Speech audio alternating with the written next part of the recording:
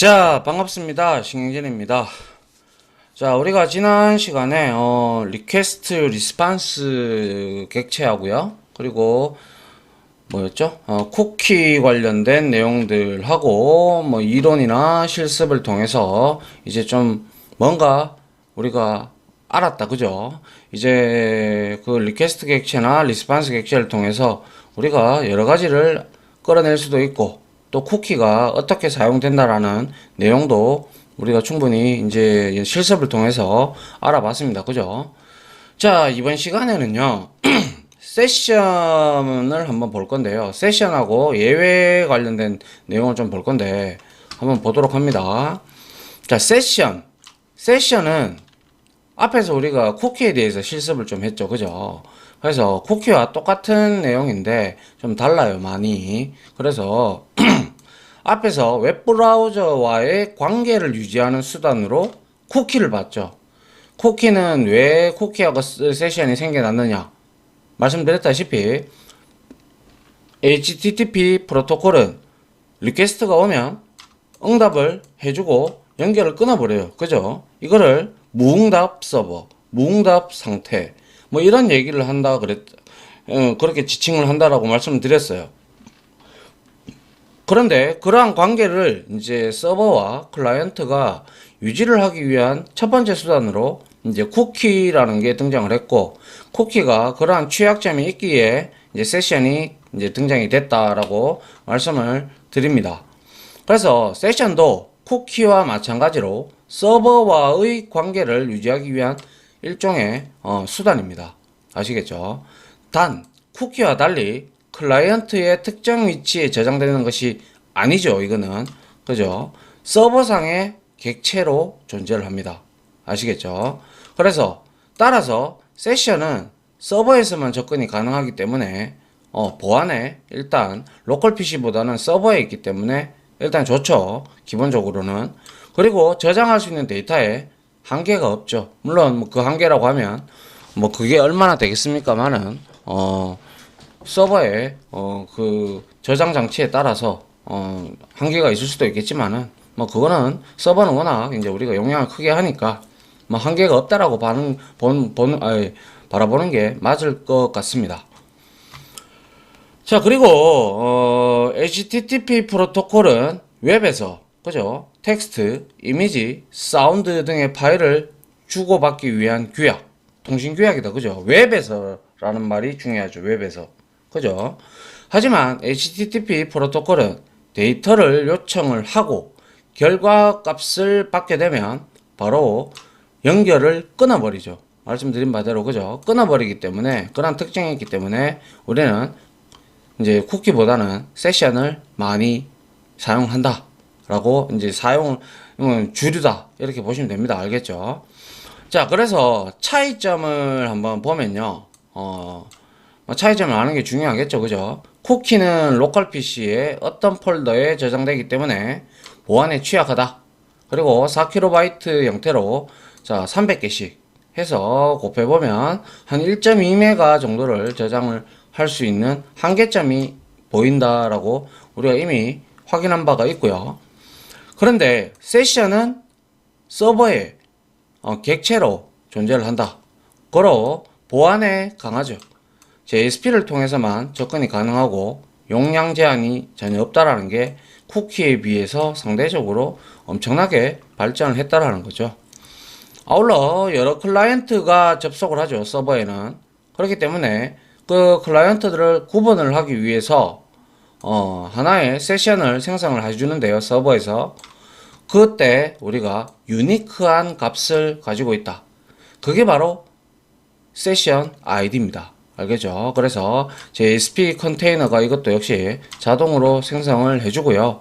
우리가 얻어내려면 충분히 얻어낼 수도 있고 그거를 이제 비교를 해서 우리가 이 사람이 세션이 유효한지를 우리가 보는 거예요. 그래서 로그인 정보나 사용자 환경 설정 혹은 DB 커넥션 등의 정보를 유지하는 것들에 이 세션은 많이 사용이 됩니다. 그래서 세션이라는 단어 자체의 의미와 그리고 왜 등장했는지와 얘가 뭐 하는 놈인지를 알아두시면 여러분들이 어떠한 공부하는 데 있어서 정리를 해 두시면 앞으로 세션이라는 용어가 나오게 되면 충분히 여러분들이 이해할 수 있지 않겠나라고 개인적으로 생각을 합니다. 자, 세션은 클라이언트 요청이 발생하면 요청도 없는데 세션 아이디를 부여할 필요는 없죠. 맞잖아요. 그거는 낭비죠. 그죠? 그래서 세션이 클라이언트 요청이 발생을 하면 JSP 컨테이너, 즉 서블릿이다. 그죠? 얘가 이제 요청이 되면 자동으로 세션은 생성이 되고, 그리고 세션이라는 내부 객체를 지원하여 세션의 속성을 우리가 설정을 할 수가 있습니다. 그래서 클라이언트 요청이 이렇게 짠 하고 한 명만 들어올 건 아니잖아요. 수십 명, 수백 명이 들어올 수 있기 때문에 컨테이너에서 그죠? 자동으로 세션을 생성을 하고요. 세션의 속성을 우리가 이제 여러 가지를 설정을 세션의 내부 객체의 메서드를 통해서 우리가 세터를 통해서 지정을 할 수가 있어요. 아시겠죠? 자, 이렇게 해서 세션이 무엇인지, 세션과 클라이언트의 차이점이 쿠키와의 차이점이 무엇인지, 그리고 이 세션이 뭐에 사용되는지 등등에 대해서 좀 살펴봤고요. 그러면 세션의 속성을 어떻게 설정하는지 한번 봅니다. 일단 그 전에 흐름도를 한번 보죠. 자, 좌측 그림은요, 세션 기능이 없는 거고요. 우측 기능은요, 세션이 들어간 거예요.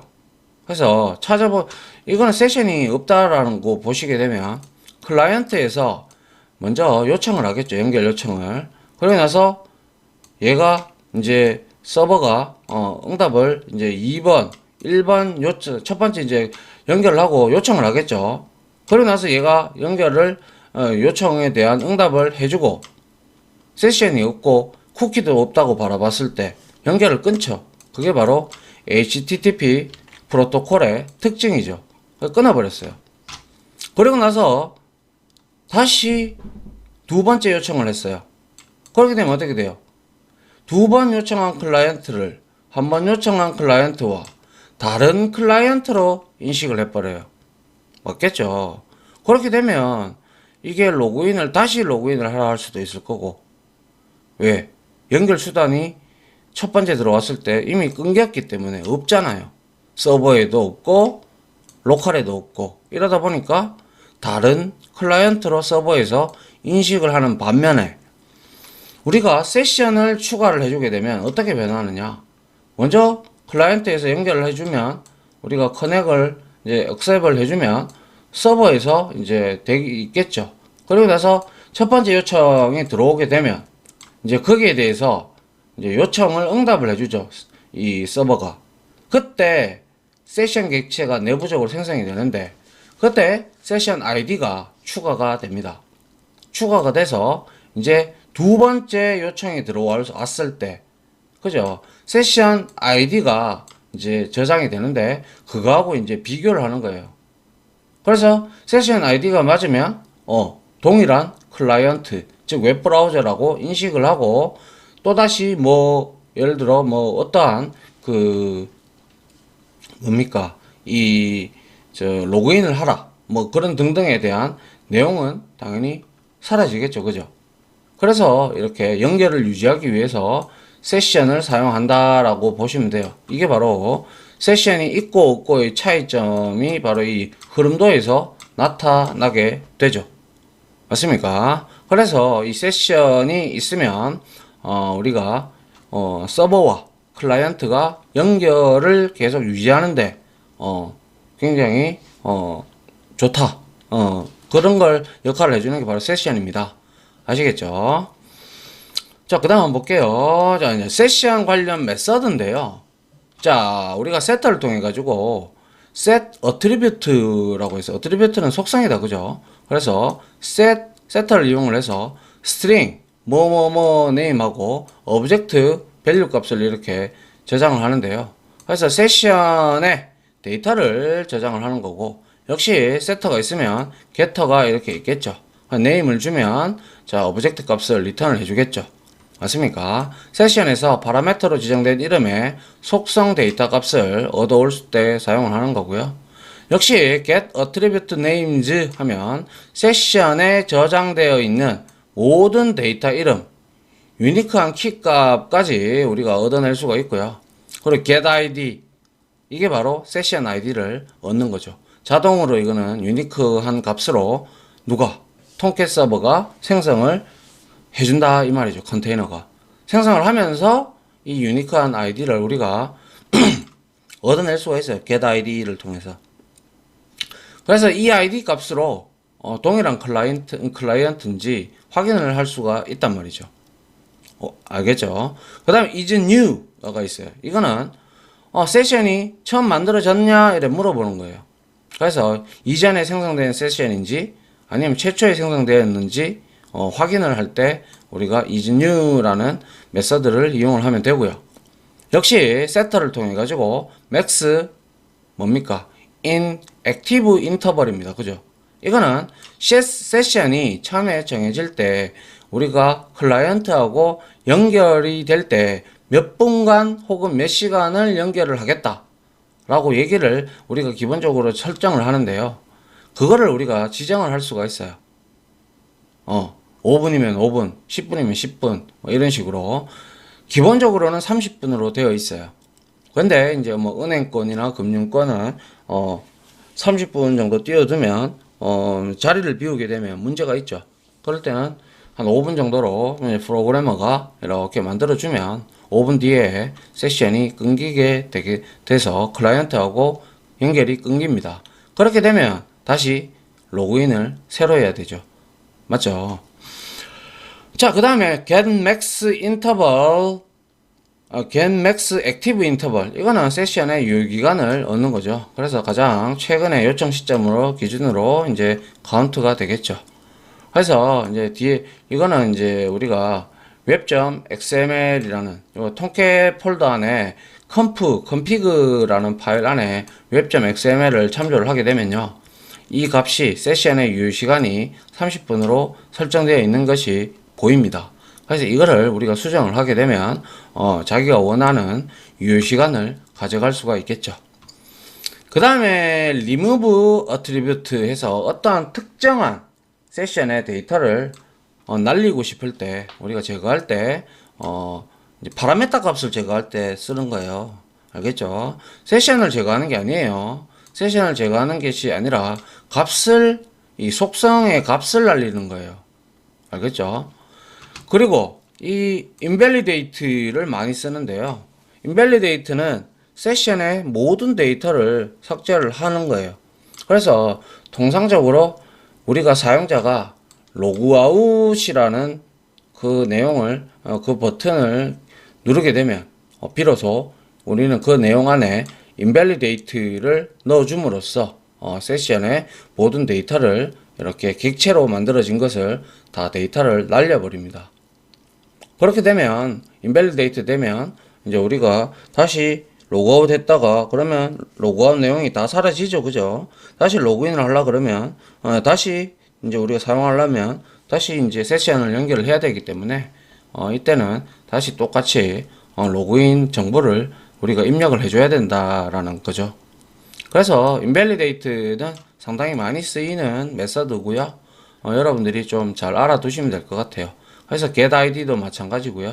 우리는 프로그래머들은 이 세션 아이디를 분명히 얻어내서 무언가 작업을 해야 됩니다. 이 새로운 사람인지 아니면 새로운 웹브라우저인지 아니면 새로운 뭐 어떤 건지 이렇게 우리가 구별을 해야 되겠죠. 그게 바로 이제 get id하고 invalidate 이런 메서드 그리고 인터벌 이제 액티브 인터벌 이거 유효 시간 요것도 그 어떠한 프로그램을 짜느냐에 따라서 특성에 따라서 유효 시간을 우리가 설정을 해줄 수가 있겠죠. 됐나요? 예, 이게 바로 이제 세션 관련된 메서드들이고요. 자, 그 다음에 한번 내용을 볼까요? 자, 이제 예외라는 내용이 나오는데요. 여러분들이 자바에서 예외 처리에 대해서 배워보셨을 거예요. 그죠? 자바 언어에서 try, catch, finally. 물론 finally는 뭐 옵션이지만 어떠한 예외 처리에 대해서 우리는 공부를 하셨을 거라고 믿고요. 자, 트라이 캐치를 예외 처리를 할 때는 우리가 일반 예외가 있고 실행 예외가 두 가지로 나뉘죠. 그죠? 체크드 익셉션, 언체크드 익셉션에서 그래서 그런 구문들을 우리가 뭐 예외 처리를 하든가 아니면 예외 대던지기를 하든가 등등을 이용을 해서 예외 처리를 하게 되죠. 그와 같이 마찬가지로 JSP나 서블릿에서도 예외가 발생할 수 있죠. 왜? 자바 코드니까. 당연히 예외가 발생할 수 있단 말이죠. 그래서 예외적인 상황이 발생했을 경우 이 컨테이너 통캣에서 제공되는 기본적인 예외 페이지가 만약에 이런 거죠. 그죠? 이런 게 보여진다면 사용자로 하여금 뭔가 굉장히 이거 우리는 여기서 뭐가 예외가 파졌고 500번은 뭐고 400번은 뭐고 404는 뭐고 200은 뭐고 등등에 대해서 프로그램은 잘 알죠. 맞잖아요. 그런데 이 내용을 디테일하게 보면 아는데 아주 예전에 요즘에는 그럴 일이 거의 없습니다만은 아주 예전에는 만약에 그 페이지가 완성이 안 됐고 서버가 다운이 됐다는 등등 그렇게 되면 이쪽으로 이런 페이지를 띄워주죠. 그러면 굉장히 이런 페이지를 만났을 때 클라이언트 입장에서는 이 웹페이지를 보면 무슨 내용인지 하나도 몰라요. 그죠? 그래서 보면 막 거부감이 일으키고 왜 이러지 하면서 짜증납니다. 그죠? 그럼 쓰기 싫겠죠. 그죠? 예. 그래서 이런 페이지를 만들지 말고 우리가 이러한 예외가 터지면 이러한 페이지를 만들어서 보여주자 라고 하는 게 바로 이 웹 쪽에서 특히 이제 ASP하고 그 서블릿에서 우리가 예외 처리를 하는 방법입니다. 그래서 기본적인 예외 페이지가 보여진다면 사용자를 하여금 뭔가 불쾌한 느낌이 들면서 다시는 해당 사이트를 웬만하면 접속을 안 하고 싶겠죠. 그래서 예외 처리의 목적은 말씀드린 바대로 딱딱한 에러 페이지보다는 그나마 사용자들이 뭐 때문에 에러가 났는지 예외가 터졌는지에 대한 내용은 알려줘야 될 거 아닙니까? 그죠? 그런 것처럼 친근한 느낌이 드는 페이지로 우리가 유도할 수 있는 것이 바로 자바와는 조금 차이점이 있죠. 자바의 예외 처리의 목적은 프로그램을 정상 상태로 되돌리는 게 바로 예외 처리의 목적이죠. 그런데 이 웹 언어에서는 이렇게 여러분들이 직접 만드는 예외 페이지를 만들어 가지고 거기로 유도하는 방법을 우리가 이제 그게 바로 이제 그 웹사이트를 사용하게끔 만들어 주는 그러한 용도가 바로 예외 처리의 목적이다라고 보시면 돼요. 그래서 예외 처리의 방법은 두 가지가 있는데요. 첫 번째는 우리가 앞에서 봤던 페이지 지시자에서 여러 가지 제가 그때 아마 실습을 하면서 여러분들한테 속성을 적어 드린 게 있었을 거예요. 페이지 지시자의 속성. 그래서 거기에 보면 is error page 뭐 이런 것들이 있었어요. 그죠? 그런 것들을 이용을 해서 페이지 지시자를 이용해서 하는 방법이 있고요. 그리고 이제 web.xml 파일을 이용을 할 수가 있습니다. 아시겠죠? 자, 그래서 이제 페이지 지시자를 한번 이용을 해서 하는 거는 자, 여기 보시면 먼저 여기에서 이 페이지에서 그죠? 스크립트 리단에서 지금 내용을 보면 어떻게 해요? 모든 수는 0으로 나눌 수 없죠. arithmetic exception이 발생해요. 여기서는. 그죠? 그러면 스크립트 리단에 분명히 예외가 발생하죠. 이때 위에 페이지 지시자의 속성인 에러 페이지를 설정을 해서 이동하게 만들어 줍니다. 그래서 만약에 에러가 터진다, 예외가 터진다, 그러면 어디로 이동해? error page.jsp 파일로 이동을 해라 라는 겁니다. 알겠습니까? 자, 그래서 예외 발생이 이렇게 일어나면 이쪽으로 이제 이동이 되겠죠. 어디? error page.jsp 파일로. 그냥 갔어요. 가보니까 얘가 페이지 지시자의 속성 중에 is error page, 즉 error page냐 물어보는 거예요. 그래서 기본 값은 통상적으로 false인데요. 이렇게 우리가 지정을 true로 해주면 이 값은 error page가 되는 거예요. 그래서 물론 이 소스가 쓰여진 파일은 당연히 요거 error page.jsp가 맞겠죠. 그죠? 그리고 나서 이제 error page가 됐다면 자, 리스판스 셋 스테터스 해서 200을 줬어요. 그죠? 그리고 자, 여기에다가 exception get message 해서 어떠한 메시지를 이제 출력을 할 건데요.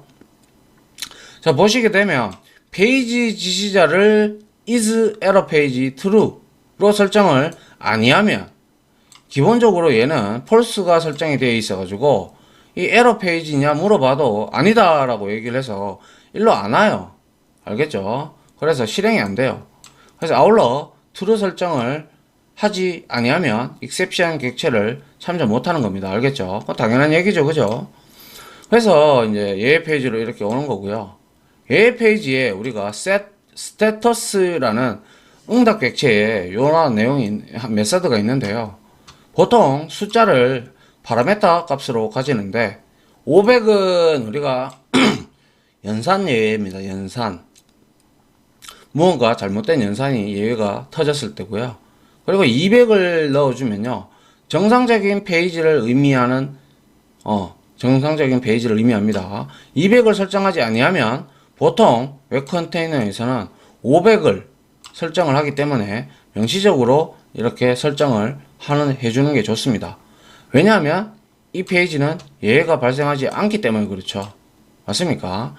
그리고 우리가 이제 404는 저랑 같이 하면서 몇 번 봤어요. 그죠? 그래서 404는 페이지를 찾을 수 없을 때 설정되는 값을 우리가 이제 알 수가 있죠. 맞습니까? 그래서 여튼 이렇게 우리가 해주면 에러의 get 메시지를 통해서 뿌려주면 그 이유는 우리가 알 거 아닙니까? 그죠? 그래서 우리가 그러한 내용을 알면 될 것 같아요. 됐나요? 예. 그리고 이게 바로 페이지 지시자를 이용을 한 거고요. 그 다음에 이제 web.xml 파일. 이거는 모든 프로젝트, 그러니까 모든 웹 어플리케이션에 다 존재하죠. 그죠? 그래서 web.xml을 이용을 해서 자, 에러 페이지라고 해서 에러 코드를 404로 하면 자, 로케이션을 위치를 이동을 해라. 같은 폴더 내에 있기 때문에 자, 에러 페이지 404 에러 404 JSP로 이동을 시켜라 이 뜻이고요. 그리고 또한 에러 페이지 해서 에러 코드 500이 뜨면 500은 뭐였어요? 그죠? 500은 자, 뜨면 1로 이동을 해라. 이렇게 우리가 만들어 줄 수 있겠죠. 맞죠? 예외 페이지를. 그런데 이제 앞에서 봤던 페이지 지시자를 이용을 하게 되면 어때요? 뭐 이게 편한 사람도 있을 거고요. 뒤에 web.xml을 이용해서 사용하는 예외 처리를 해주는 사람도 있겠죠.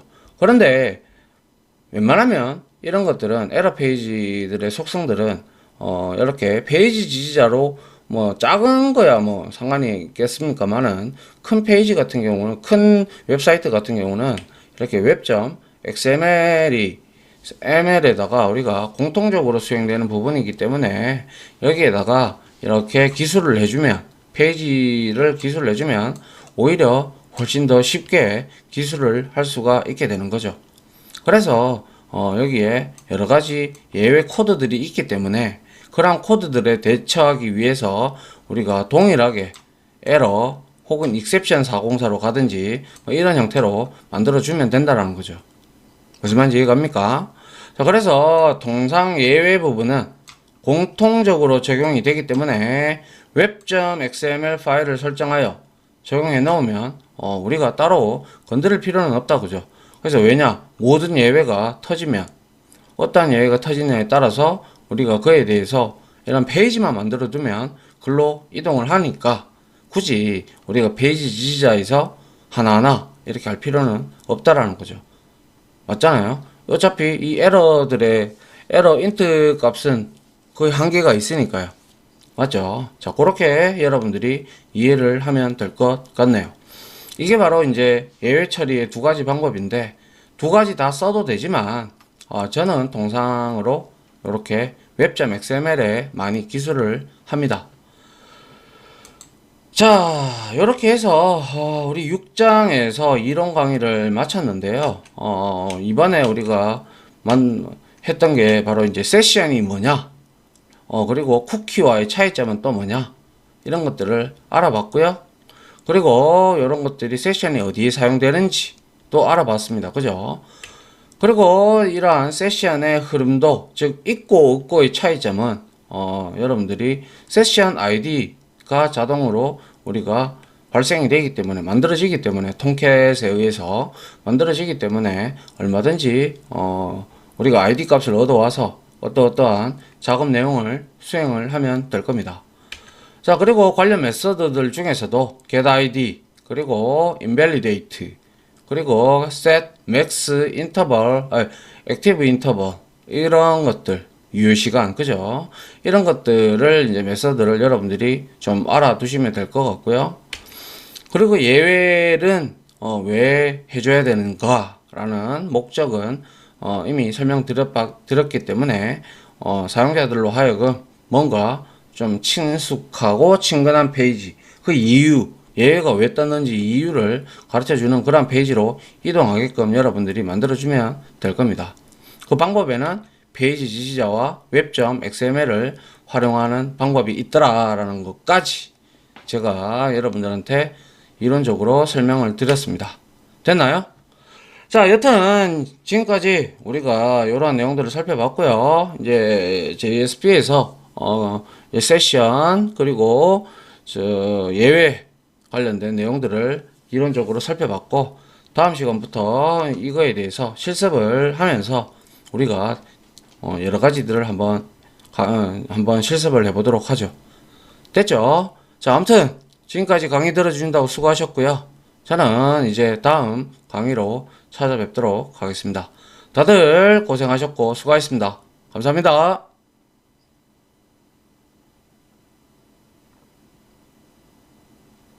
지금까지 보신 영상으로 자신의 실력이 혹시 1이라도 올라갔다고 생각하시면 구독, 그리고 좋아요, 알림 설정은 제가 컨텐츠 제작에 많은 도움이 됩니다. 감사합니다.